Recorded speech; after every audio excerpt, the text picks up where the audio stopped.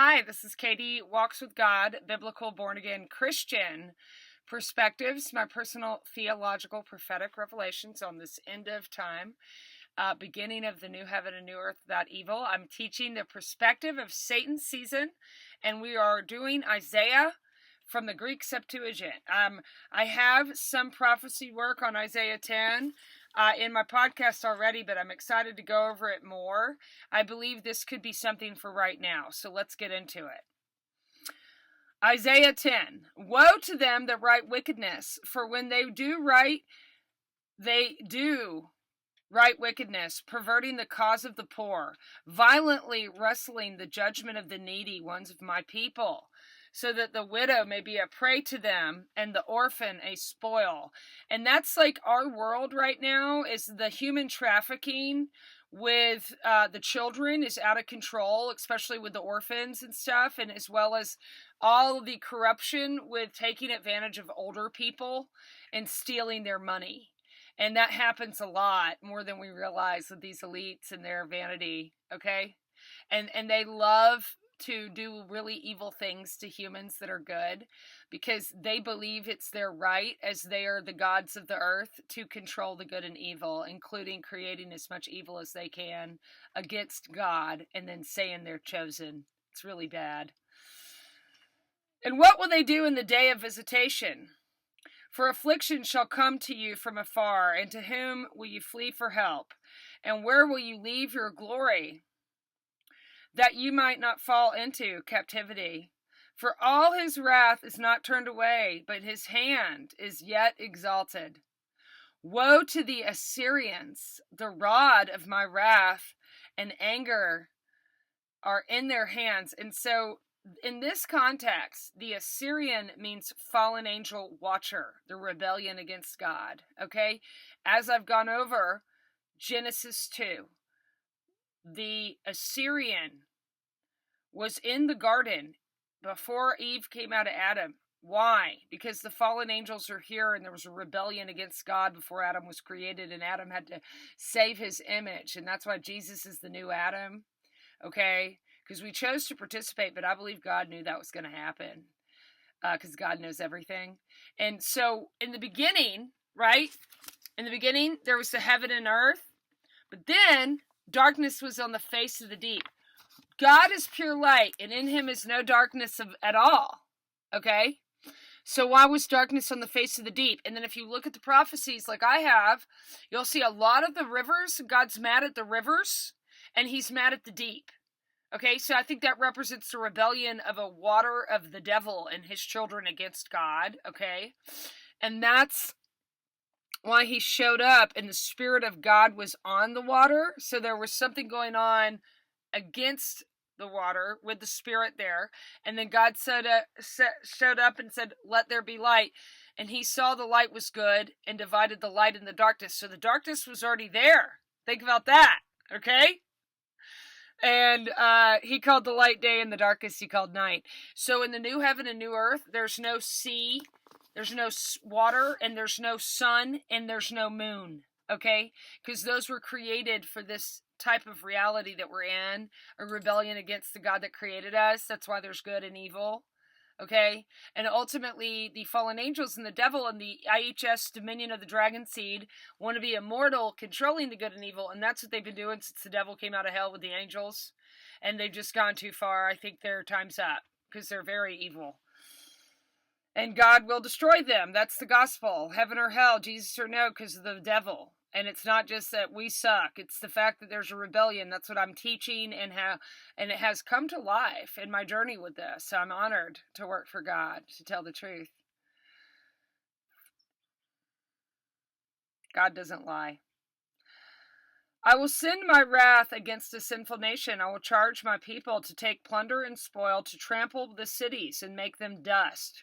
But he meant not thus, neither did he devise thus in his soul, but his mind shall change, and that to destroy nations, not a few. But if they should say to him, you alone are my ruler, then he shall say, have I not taken the country above Babylon and Canes, where the tower was built? Have I not taken Arabia, Damascus, and Samaria? Okay, and so I believe the tower built above Babylon and Cadiz, I believe that could have to do with Switzerland in that area up there, where they built the big CERN, which is a way to destroy God. They want to figure out the way God created everything. They actually want to figure out how to destroy God and stay here without God that's supposed to destroy them. And they can figure out how God created good and evil, but this is the fallen world. This isn't the real world of Jesus Christ. He said, my kingdom isn't from this world, okay? So, have I not taken them? And I will take all the kingdoms. How, you idols in Jerusalem and in Samaria? For I did it to Samaria and her idols. I will also do to Jerusalem and her idols. And that's what he did. He took out Samaria during the time of Egypt being taken out before the Babylonian exile. And the idols, and I've gone over the secret chamber thing, but it's also the betel stones. They're stones that can have the spirits of the Nephilim, the Nashitan, the giants, and whatever dead people that they want to yoke themselves to. But in particular, the fallen angels, they want to get their children out of there, but also use, there's alchemy in this world because of that, until God takes it away.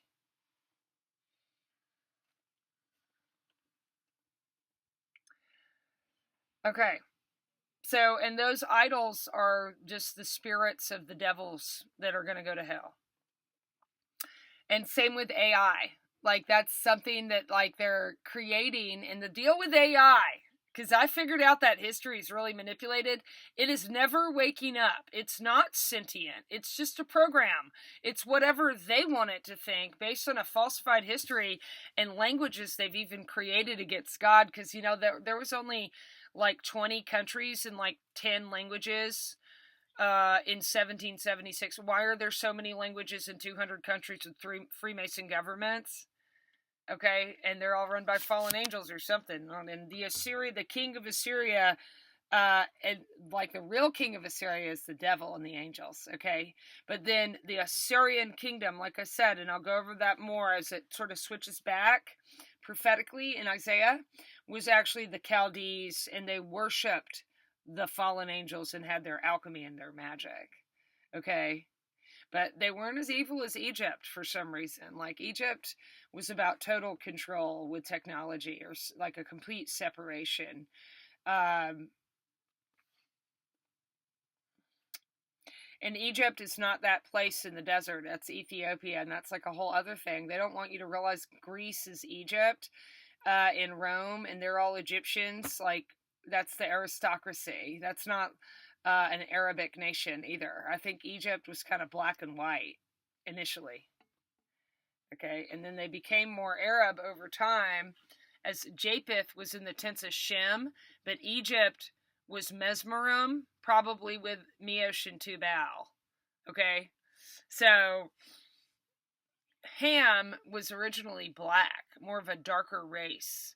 And it wasn't because of the fallen angels, it's just because how God created us. He created some white people, some black people, some Asian people. Okay? And they messed that all up too. And I've gone over that some. God doesn't care what we look like, but it's just weird how they went all the way out to just completely change everything about what Jesus is about and what it was about. And it's just a huge testimony of the little season and how this elite race is standing against God. And all of their prophecies are fake. And now they have all these crazy pastors and all these evil Jews running their churches of Jesus, calling him Yeshua and all these other names with the fake Hebrew and the fake place in the Middle East. It's Moab. It's bad. It's really bad.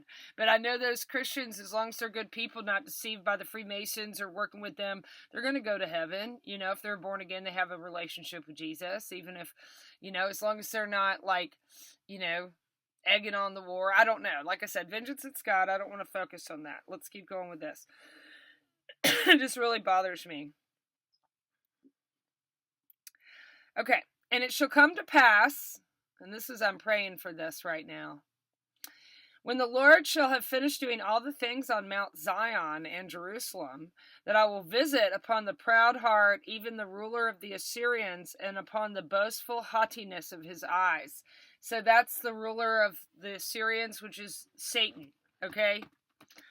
For I said, I will act in strength, and in the wisdom of my understanding, I will remove the boundaries of nations and spoil their strength. We also used to not have all these passports and all these different worlds that were like, we're all separated, we have to pay all this money to go around, all these things that are just crazy that they did. So they just make so much money on us, whatever they can do. Okay, and when they got their money and technology, they just take us all out like they did Gaza. Just useless eaters. Oh well, it's just evil who they are. They're so evil. This evil race. Okay.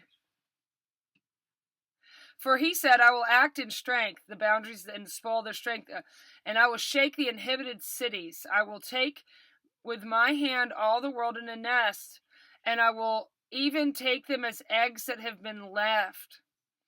And there's none that shall escape me or contradict me. Shall the axe glorify him itself without him with hews in it? Or shall a saw lift itself without him that uses it, as if one should lift a rod or staff? But it shall not be so. And that's like the idea of the king devil saying he's going to take over the world. It's all for him.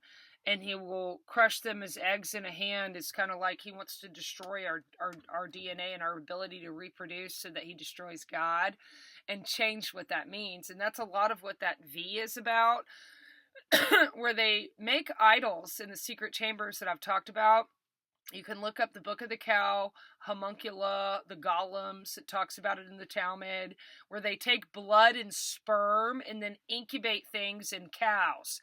And I even found it in Kings and Chronicles. Like Jeroboam did that. They had calves that were like idols that they make that are like part human and part animal. And then they have oracles that come through that, through the disembodied spirit world of the giants. And like that's literally what that's about. And it's weird.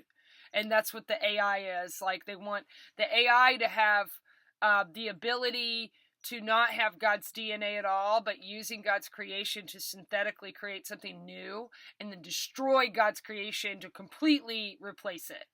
Okay, so it's not going to work out, and I'm praying for all of that to just start to blow up in their face. Okay, so... But the Lord of hosts shall send dishonor upon your honor. Burning fire shall be kindled upon your glory, King Devil, and your children. You're going to hell for trying to destroy him and us. Okay?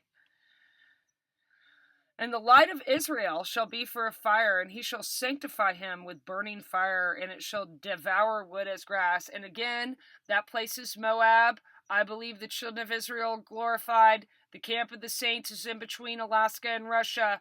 Look up Madeline leaving Babylon. She's the best little seasoned person on the internet. Her and Jason Jack are the only two people I look at.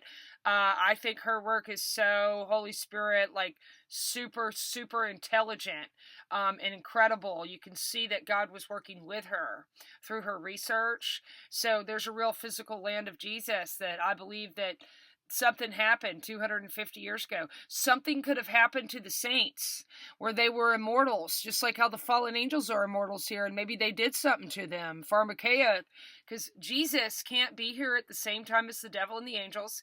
I have reasoning behind the little season that I've talked about.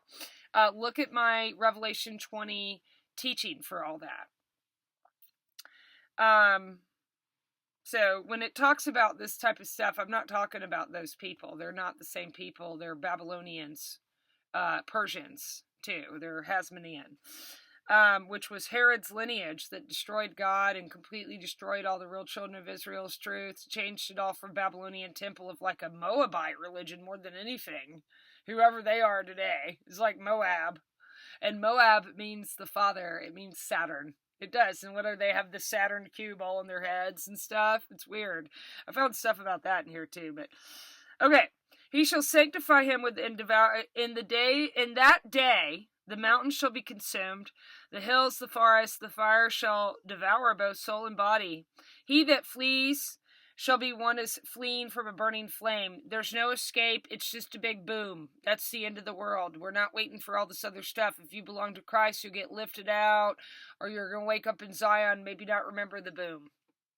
You know, it's either boom or be in AI prison. So I'm calling the boom. Okay? They that are left of them shall be a small number, and a child shall write them. And Jesus always says that we need to follow him like the eyes of a child, with like innocence of like we are the children of God. So without vanity, and with surrender. Okay. But there's not going to be a lot of people left. That's what he says. And it shall come to pass in that day, the remnant of Israel shall no more join themselves with, and saved of Jacob shall no more trust him, them that injured them, but they shall trust in the holy God of Israel in truth. And yeah, like I said, I think something could have happened to the actual saints, and they might be going through something where they might have pharmakeia. I don't know. I have this deep intuition about it, and that they'll be fine. Like eventually, like if something happened to them, they're going to be fine, you know. But the beloved city is safe, and that's the born again, or like when you die, you go there, and that's the world without evil with God forever. That's Mount Zion. That's the new heaven and new earth that they want to destroy because they want to be immortal with evil. Okay?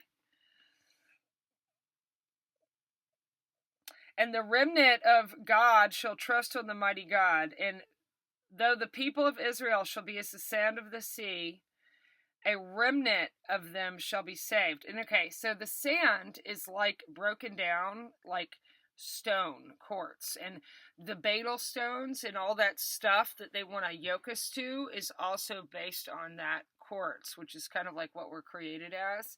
But I also believe the number of the sand of the sea is that God created us from that, you know, because we're created from the earth. But it's also like unfathomable to imagine that number. But it's also the idea of how you can't fathom God. Like the Father, you can't fathom him. That's why we have the living image of God, Jesus. But it's also the idea of immortality with God.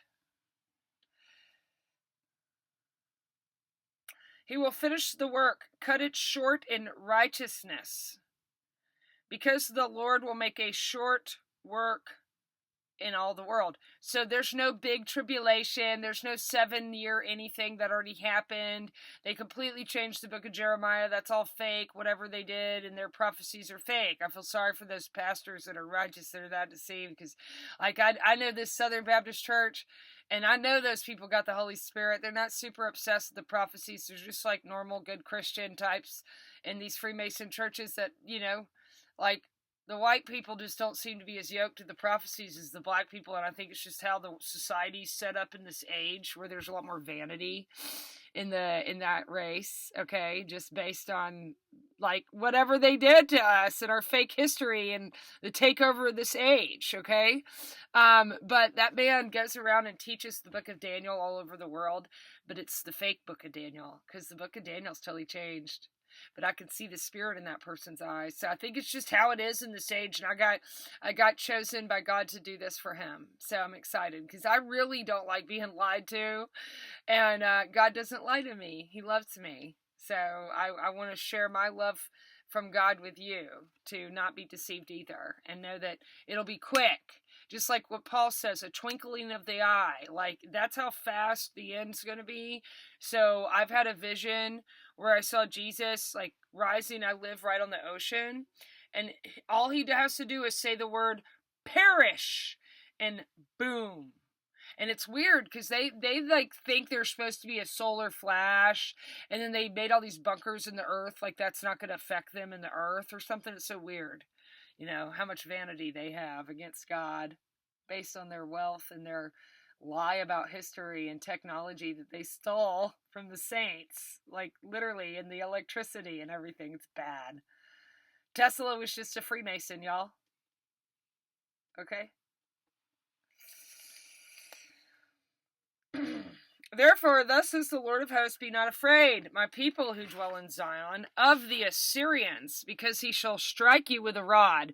So that's the fallen angels. That's what this is. What this means in this context. Striking you with a rod is the electrical current. They're trying to destroy us and destroy our pineal gland as well by electrocuting us in sensor technology as well as sound frequencies and even some of the music of today. Because if you look at the old AI smart city that they had with the Hagia Sophia and the Basilica Cistern, they did a lot, and even with the Oracle of Delphi, when they do a lot of mathematical chanting with sounds to conjure the alchemy of the angels against God. Okay? For I am bringing a stroke upon you that you may see the way of Egypt. So the way of Egypt is like he's going to take us out of this world before the technology takes us over. And maybe he'll part the sea and we'll walk, like the real Christians will get out of here. Like I think there could be some kind of rapture in this age. And you know, like it is what it is. Those churches, some of them I know are good to God. And God will stir up enemies against them, according to the stroke of Madiam, in the place of affliction. His wrath shall be by the way of the sea, even the way that leads to Egypt. And it's not that place in the desert, and we're actually in Egypt here in America, because America was Egypt, and then Southern Europe into Greece. That's it, okay? And then Madiam, I believe was like the day where God had like a big battle where there was tons of like Madiam and Amalek, which were some of the strongest, most cannibalistic, most evil races back in the day, right? And God said to Joshua, whoever goes to the pond to drink water, whoever laps the water up, you're going to use those people to be your warriors. And so that's like a sense of urgency. You lap the water up, you're not thinking about it. Like the people that have to like get down and scoop the water, like that's vanity, and that's not a real warrior of God. Okay, so I believe he'll have his people and maybe even his saints. I believe if they're physically here, they could be like what happened with Sodom and Gomorrah, where the angels showed up and then they destroyed the place. Because when you become a son of God, you're also part flame. And it talks about that in the Psalms, in the book of Enoch, and some other parts of Isaiah, okay, that I'll go over. So this is, I believe this is something that could happen in our lifetime, this actual prophecy at the end of Isaiah 10. And it shall come to pass in that day that his yoke shall be taken away from your shoulder, his fear from you, and the yoke shall be destroyed off your shoulders. Okay, so it says, for he shall arrive in the city of angels. Los Angeles. This is the only place I think that this city of angels is here. And I believe that that's full of fallen angels and that most of those Hollywood people are fallen angels. I fully believe that. And if you're not, you're having to be a part of their occult. If you get famous, you have to do rituals with them to get that fame. So, you know, I don't go near that place. I hate that area. I live in the Bay. I live in Santa Cruz, this really peaceful town in California, and I'm really grateful to be here. It's very beautiful here, and not like the vanity in the LA. Southern California is a lot different than the Bay. There's different parts that I don't like about both, but whatever I am, I'm only for Jesus Christ, and I'm grateful for the beauty of where God put me, because I do love the nature of God's creation, but I don't worship it. I think he's more beautiful than the nature, you know. So it says, for he shall arrive at the city of Agni, and shall pass on to Megiddo, which is Armageddon, and lay up his stores in Makmas, which means machine. But a lot of these were also about, like what I'm going over right now is about some of the battles of the kings of Judah, but also even before with Joshua and the giants, okay? So it says, fear shall seize upon Ramah, the city of Saul. So Ramah, the city of Saul, I believe, because that was actually a southern kingdom. But Saul and Ramah was also a dominion of a fortified wall, potentially like Kabbalah, electronic, smart city type of technological thing that I found in the Book of Chronicles, how they were building it as a way of something to yoke themselves with the occult. Okay, so that man Saul was a king who initially was really good, but then he was wicked to God. And the biggest thing he did that upset God is he asked a witch to practice necromony to talk to the prophet that had just died. And God allowed that prophet to be seen by that woman, but God didn't want him to do that. And the thing is people can do that, but if you want to have a relationship with God, you're not supposed to worship the angels or connect with them or connect with dead people. It can attract demonic spirits into your spirit. And that's what the whole worship of those people are today. They worship all the fallen angels and the Kabbalah, inswaffing the angels. It's crazy. And then created a whole different scripture. So I believe this could be, I believe that he's going to take those people out or something. And then it says, the daughter of Gallim shall flee, Lassa shall hear, and one shall hear in Anatoth. So I believe the daughter of Gallim is kind of like the Sophia, like the V. Like the idea is we're going to create a new God. We're going to create something that's not human against God to destroy God. And that's their dream. Okay, to create their own God, to be the gods of the earth, where their fake Old Testament and their fake scriptures and all their prophecies are fake because they created them, and they got a lot of power and money and alchemy and a lot of technology and a lot of war machines. It's real evil right now. I'm going to call the fire because it's not going to work out. But God's vengeance is God's. Lassa shall hear, one shall hear in Anatoth. Lassa is like the triple goddess, and Anathoth is like Thoth. So that's almost like the goddess and the father, the worship of the devil. And this is also kind of like the triple god, the Satan trinity in some ways. Like Thoth is kind of like the Moabites, Lassa is like the Astartes, and the daughter of Gallim is like the Imams. Okay? IHS. That's what that is.